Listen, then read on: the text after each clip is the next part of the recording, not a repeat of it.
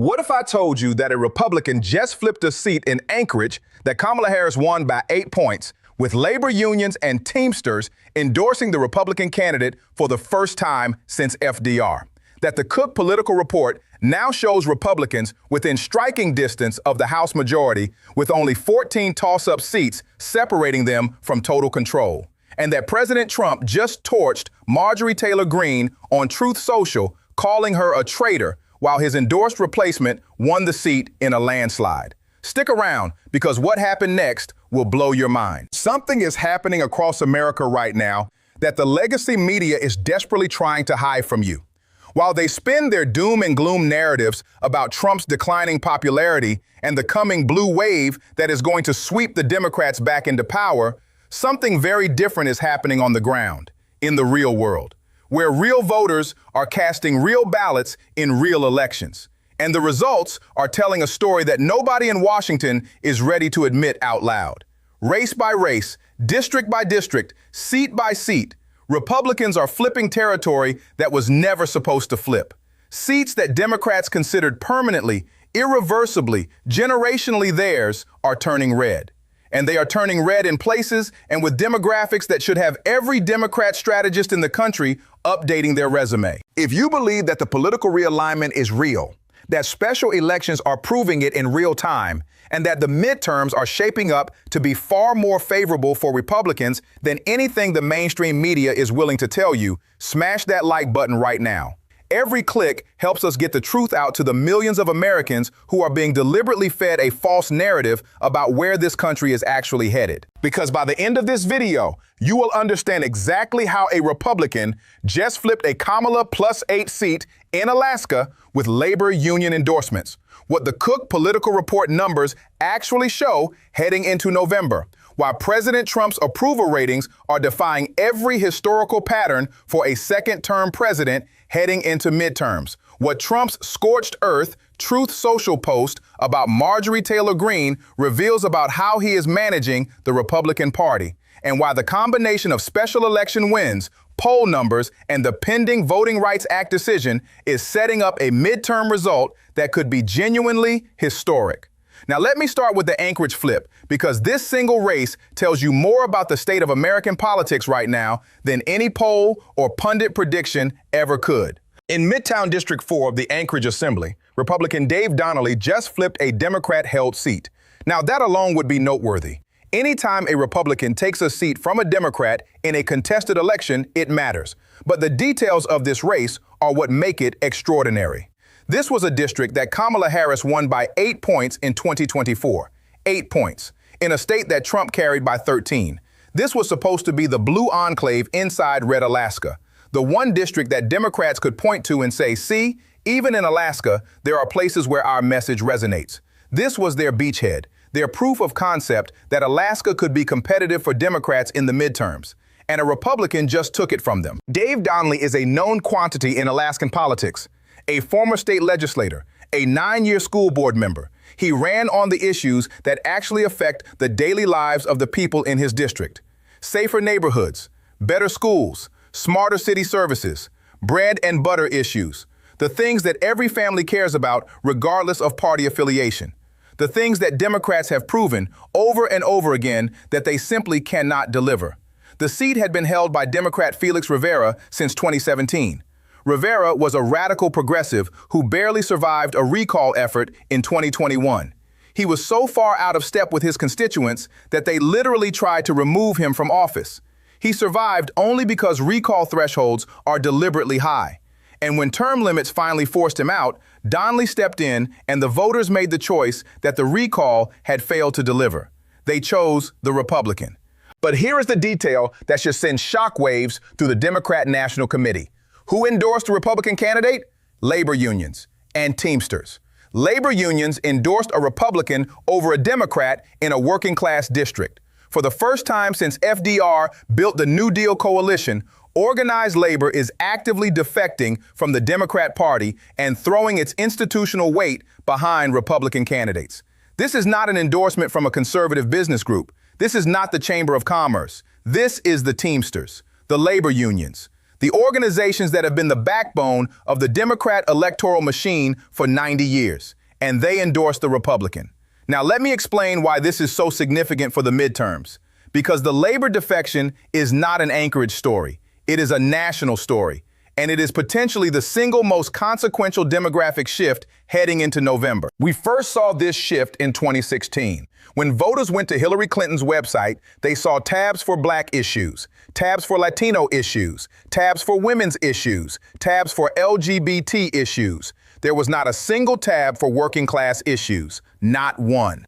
The Democrat Party's own website, the digital front door of its presidential campaign, had nothing for the people who build things, make things, and move things for a living. Meanwhile, Trump's website was essentially one giant portal dedicated to the working class. Border security, economic security, cultural security, jobs, trade, manufacturing. Everything that working families cared about was front and center. And the result was a political earthquake. Nearly 200 counties in Wisconsin, Iowa, Michigan, Pennsylvania, Ohio, and Minnesota that had voted Democrat in every presidential election for decades suddenly switched to Trump, some by 20-point margins. The white working class swung so dramatically that Trump won Pennsylvania, Michigan, Wisconsin, Ohio, and Iowa in a way that no Republican had achieved in a generation. And now the institutional infrastructure of that working class vote, the labor unions themselves, is following the voters. The rank and file defected in 2016. The institutions are defecting now. The Teamsters endorsed Trump in 2024. And now local union chapters are endorsing Republican candidates in special elections across the country. If the unions and the Teamsters deliver this kind of swing for Republican candidates across the board in the midterms, it is a game changer of historic proportions. The Democrats built their entire electoral coalition on the assumption that organized labor was permanently theirs. That assumption is dead. The Anchorage race just proved it. If union endorsements can turn a Kamala +8 district red, all bets are off for November.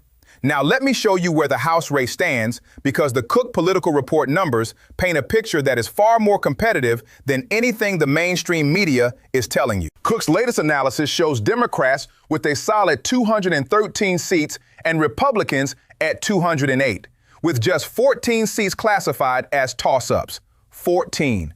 That is an incredibly narrow battleground, and Republicans are within striking distance.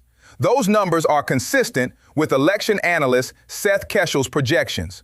The entire midterm is going to come down to about a dozen races, 12 to 14 seats that could go either way. And the party that wins the majority of those toss-ups wins the House. Now, here is what makes those numbers even more favorable for Republicans than they appear. The Cook numbers do not yet account for the Voting Rights Act decision that is pending before the Supreme Court. Justice Samuel Alito is reportedly writing the majority opinion.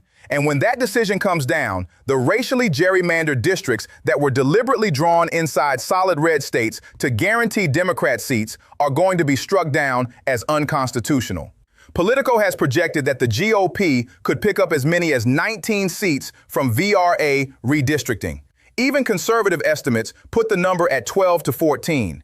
Either way, when that decision drops, the House math changes dramatically and entirely in the Republican direction. So let me lay out the scenario. Republicans currently sit at 208 solid seats. Add 12 to 19 seats from VRA redistricting, and you are looking at a base of 220 to 227 seats. The majority threshold is 218.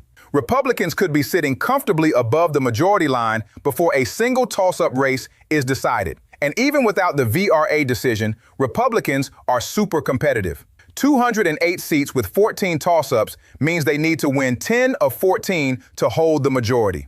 In an environment where their fundraising dwarfs the Democrats, where Trump's political machine is fully operational, where labor unions are endorsing Republican candidates, where voter registration trends are surging in the Republican direction in every battleground state, winning 10 of 14 toss-ups is not just achievable, it is probable. Now let me show you the poll numbers, because Trump's approval rating is defying every historical pattern, and that has massive implications for the midterms. The latest Rasmussen poll shows Trump at 49% approval, In a hyper-partisan environment where the media has spent every single day for 16 months trying to destroy him, 49% is remarkable. And it is historically significant for one very specific reason.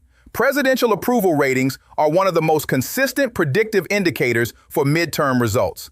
Gallup has been tracking this relationship for decades, and the pattern is clear. When a president is underwater in the low 40s or mid-30s, his party loses seats in the midterms. Guaranteed, every single time, without exception. But when a president is at or near 50%, the historical pattern breaks.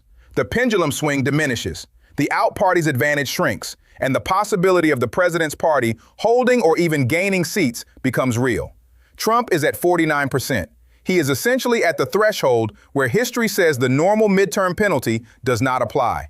And if his approval ticks up even slightly, if the economy continues to boom, if the Iran ceasefire holds, if the border remains sealed, he could be at 50 or 51% by November. And at that level, every historical model predicts a strong midterm for the president's party. The YouGov poll on Trump's Iran ceasefire deal tells the same story. 66% of respondents approved of the deal if it reopens the Strait of Hormuz. Nearly 7 in 10 Americans support the president's foreign policy achievement. That kind of approval on a specific issue translates directly into overall approval, and overall approval translates directly into midterm performance. Now, let me tell you about Trump's management of the Republican Party, because what he just did to Marjorie Taylor Greene reveals exactly how he is running the party heading into November. Marjorie Taylor Greene's former seat in Georgia's 14th congressional district just had a special election. Trump endorsed a challenger named Clay Fuller, and Fuller crushed his Democrat opponent in a landslide. The seat is Trump plus 37, so the outcome was never in doubt. But what happened after the result was announced is what matters. Trump went on Truth Social and posted one of the most savage statements any president has ever written about a member of his own party.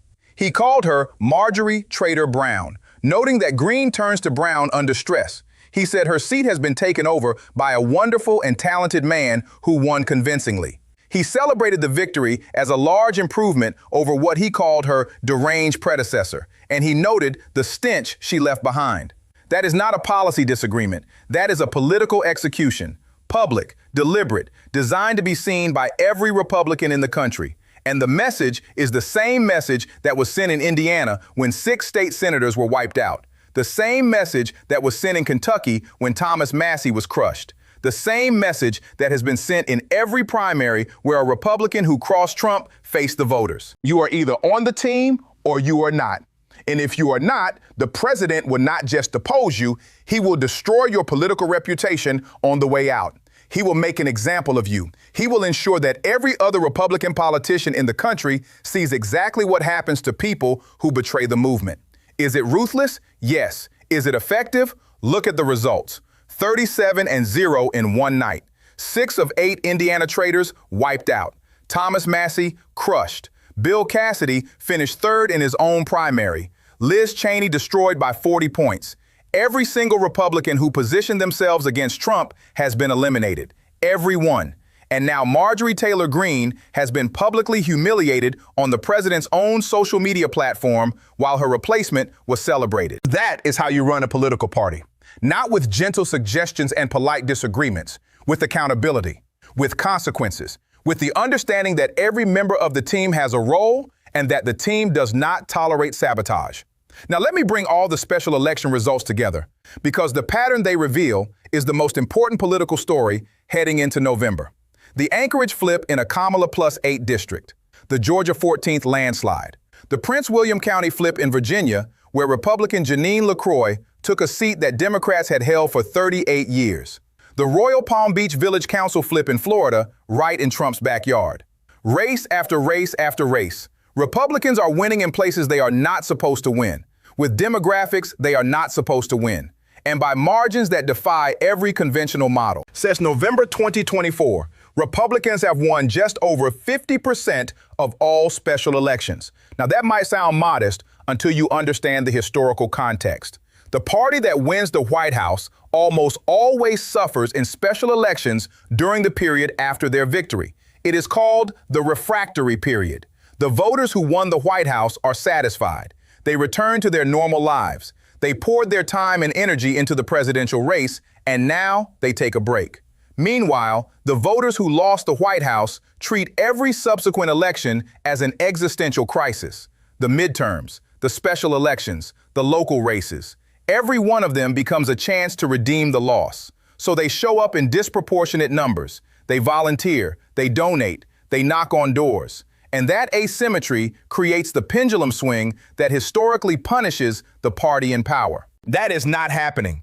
Republicans are winning more than half of all special elections despite being the party in power. The refractory period is not materializing. The pendulum is not swinging. The voters who put Trump in the White House are not going home and taking a break. They are showing up in special elections in Alaska and Virginia and Florida and Georgia and winning races that should not be winnable. That is unprecedented, and it is the single most important data point for predicting what is going to happen in November. Because if the traditional midterm penalty is not showing up in special elections, there is no reason to believe it will show up in November. The conditions are set. The Cook numbers show Republicans within striking distance. The VRA decision could hand them a dozen or more additional seats. Trump's approval is at the threshold where historical models predict the president's party holds or gains. The labor unions are defecting from the Democrats. The special election results show no signs of the traditional midterm penalty.